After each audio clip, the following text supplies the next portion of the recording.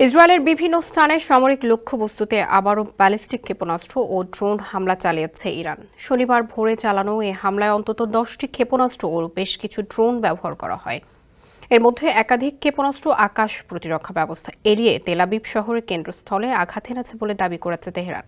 ইরানের রাষ্ট্রীয় সংবাদ মাধ্যম জানায়, ইসলামী বিপ্লবী গার্ড বাহিনী ইসরায়েল অধিকৃত অঞ্চলের ভেতরে সামরিক ও সরবরাহ ঘাঁটিগুলোর ওপর বড় আকারে হামলা চালিয়েছে।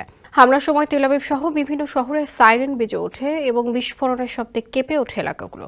ইসরায়েলি সংবাদ মাধ্যম চ্যানেল 12 ও অন্যান্য সূত্র জানায়, ইরান থেকে ছোড়া 10টি ব্যালিস্টিক ক্ষেপণাস্ত্রের মধ্যে 5টি প্রতিহত করা সম্ভব হলেও বাকি 5টি লক্ষ্যবস্তুতে আঘাত হানে। স্যান্ডেলিনা সো, রূপচর্চায় আভিজাত্য। এর মধ্যে একটি ক্ষেপণাস্ত্র তেল আবিবের দক্ষিণের হেলেন শহরে আঘাত হানে।